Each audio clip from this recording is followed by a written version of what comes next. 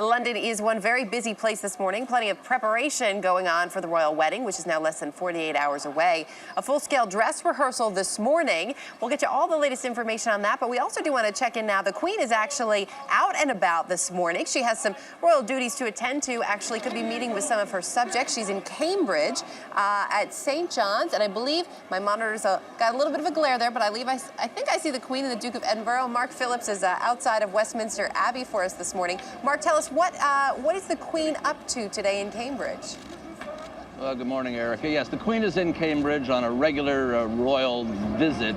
She's opening a science laboratory there connected to Cambridge University. But what's interesting about that, because it's happening this week, is that Cambridge is very much in the news here because the speculation is that she will create, as the phrase goes, William and Kate in connection with Cambridge, making them the Duke and perhaps the Duchess of Cambridge. It's her prerogative to do this. That she's in Cambridge this week will no doubt increase the speculation that that might happen. But it's a regular royal occurrence. It's the kind of thing that the Queen does all the time. This week, of course, because this is the week, there's all the speculation connected with it. Erica? Anything we can do to build up even more speculation. Really quickly, just to clarify for folks at home, Mark, you say that she may create. What you're talking about is the title that the Queen will likely bestow upon William and Kate on Friday. That's right. The phrase used is create him as the Duke and she as the Duchess of Cambridge. We don't want to get ahead of ourselves here. It hasn't happened yet, but the thinking is it'd be normal practice for that to happen, and Cambridge is the dukedom and duchessdom, if that's the word that everybody is talking about here. All right. Also also happening this morning, I should say, and very early this morning, long before the sun was up, there was a rehearsal here in London. Plenty of people were there to see it as well. Talk to us a little bit about how that went.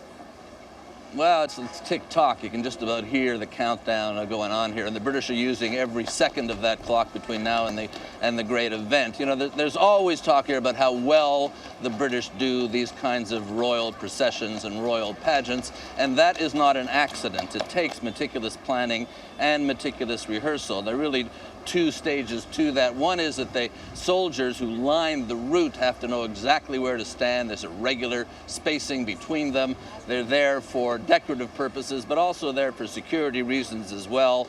The Army, the Navy, and the British Air Force all will be lining the route between the Abbey and Buckingham Palace to keep the crowd, expected to be perhaps even in the millions, separate from the royal procession. But there's another element to that as well, and that is when the cavalry moves in, because there are really precise timings involved in the processions, the horseback processions, both coming to the Abbey and, of course, once the royal parties are in the carriages, going back to Buckingham Palace for the reception and the balcony appearance and that kind of thing. And you don't want those things happening out of sequence or taking too long or not taking long enough. The worst thing that can happen in one of these events is for the Queen to be kept waiting, or for everybody to be waiting for something to happen while the ceremony is being put on hold. So early this morning, they were all out rehearsing this, and you can bet that they're now going with their pencils and papers to see what worked and what needs fixing between now and the event 2 days from now. Erica? Perhaps even breaking out the red pen, Mark.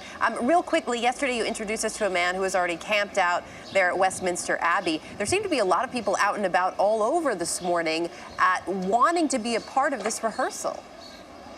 Yeah, well, it's a time-honored tradition here, camping out for these great royal events. We saw the first harbinger, if you will, of the wedding yesterday. Now a whole tent city is springing up, people lining the route, especially trying to claim places right here in front of the Abbey. They've come from everywhere. They've come from Canada, they've come from all over Britain, they've come from all around the world, in fact. Royal groupies, if you will, staking out their places. Erica? Sounds good. Mark Phillips at Westminster Abbey this morning. Thanks.